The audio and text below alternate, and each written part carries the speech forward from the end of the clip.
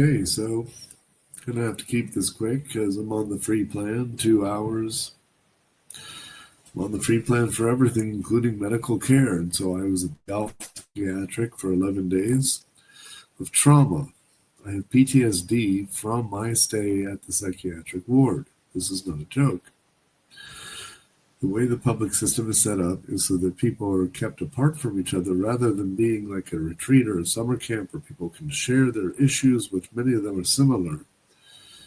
Many of them share the same diagnoses even, and yet they're not allowed to really commingle except in certain structured ways like through music therapy, which is good, but otherwise kept apart, more like a laboratory where drugs are administered and then measured, and if they get enough of the right mix, then they let the person go, or sometimes the person's just too much trouble and they let them go because they know anyway they're going to go back to the drugs that they're doing, the illegal drugs.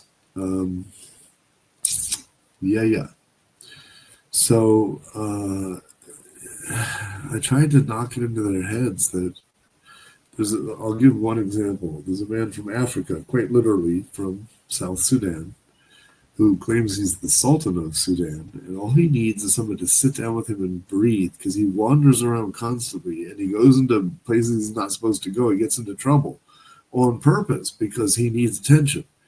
He needs someone to take him by the hand, sit him down, and if I would try to do that, then I would be the interloper because I'm a patient, not a doctor.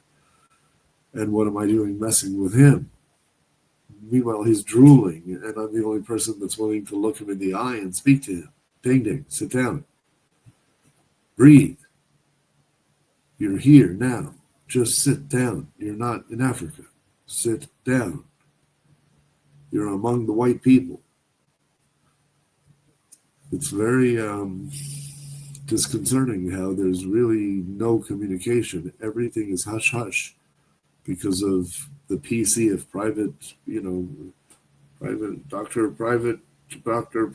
Well, meanwhile, all the patients do is try to brag, and they took this away, the fire sticks that I joke about in my videos,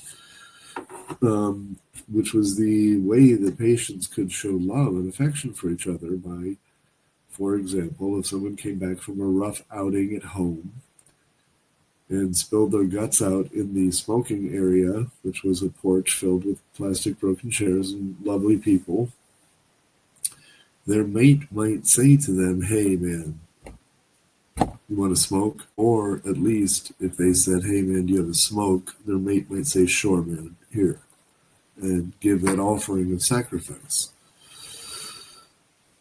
and love. But they took that away because it's not politically correct to have smoking in a hospital of sick people who are not sick in their bodies as much, also, but more in their minds.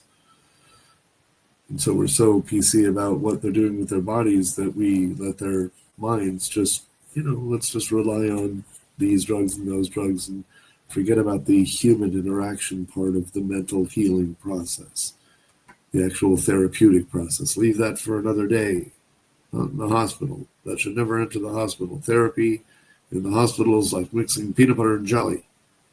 What would happen if you made a peanut butter and jelly sandwich? That would be the end of the world.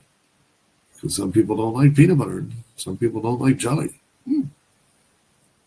Some people do like peanut butter and jelly and live off of it. Not me. I only eat raw oysters and clam claws. Breakfast, lunch, and dinner. But as for Eternal Island with Micha, I'm going to keep this to under 420. Whoops! By saying, let's change the system. We can do it.